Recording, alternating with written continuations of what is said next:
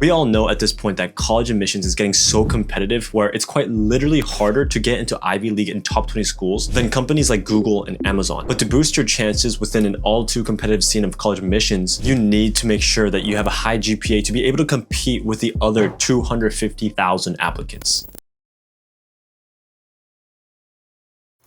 If you don't know who I am, my name is Shinwoo Lee, and in this video, I'm going to give you all the tips, advice, and everything you'll need to make sure that you maximize your chances at attending your dream school. Before we start going down the list of things to do and keep in mind, let's talk why GPA. Colleges do take a holistic approach where they evaluate on the overall application, not just one stat or extracurricular. So why is GPA so emphasized? It's because it immediately communicates to the admissions officer of how well you performed and how consistently you've done so. Unlike the SAT or ACT, GPA isn't a performance grade over just 4 hours, it's 4 years. And imagine if your extracurriculars and essays were exceptional but your GPA is low. It sticks out like a sore thumb. You can exaggerate as much as you want on your ECs and essays, but your GPA tells them the raw truth. That's why GPA is so important and holds so much weight. If you yourself have good extracurriculars, at least if you consider it to be good based off your own standards, but have a low GPA, you start to doubt yourself and try to cope and say that these other factors about your application can quote unquote compensate for a low GPA. It does not work this way. There's no compensating in the game of college admissions. Like I said before, it's a holistic view of your application. If your GPA is low, that's all they need to know about what type of student you are. It tells them instantly that you aren't able to keep up with the curriculum as well as the other students. And trying to come back from that is an uphill battle. Now, to avoid this uphill battle that I'm talking about, you should be focusing on maintaining your GPA the moment you start your high school journey. And that starts in your freshman year. But isn't junior year the most important year in high school, you might ask? Yes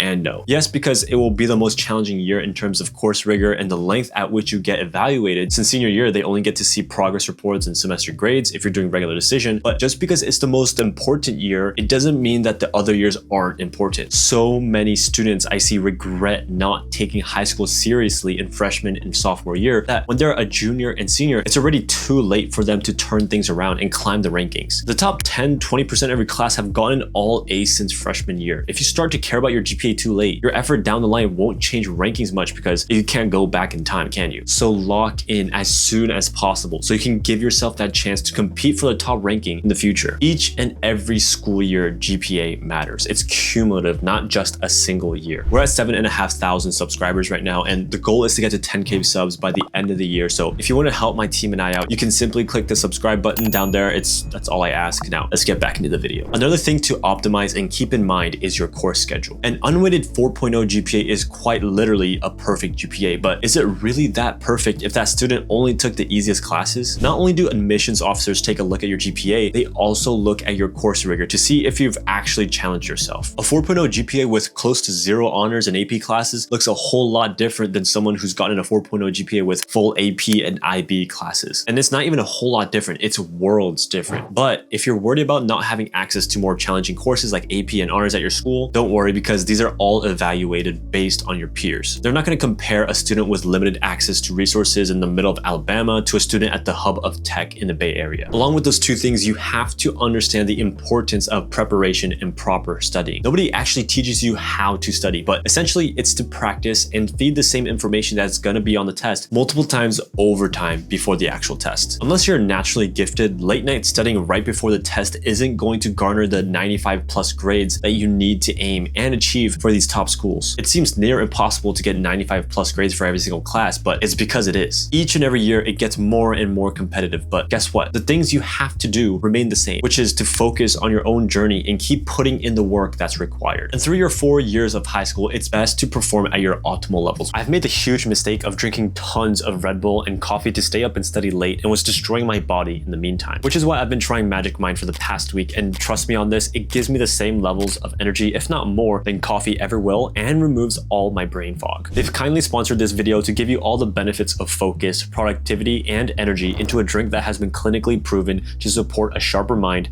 lower stress, and better energy levels. So check out Magic Mind with the first link in the description. Like I've said before, colleges take a holistic approach to evaluate your application. But to easily have your application be considered for top schools, you need to set yourself up for success and get a high-class ranking through your GPA. Think about it. If you can't keep up and excel in the courses that you're taking studying right now in high school, how can admissions officers be confident that you will do well in their university? Past performance is a good indicator for future performance, and that applies to you too. If you've done really well in the past in high school and I saw that your GPA is good and your courses were, challenging, I can confidently say that yes, this student can and will do well and maximize the opportunity that we offer here. I know it's hard, but it's supposed to be hard, or else there won't be a point of doing any of this. So give it your all. And that's it. Don't forget to check out Magic Mind with the link in the description and help us reach 10K subs by the end of the year. That's everything. Peace.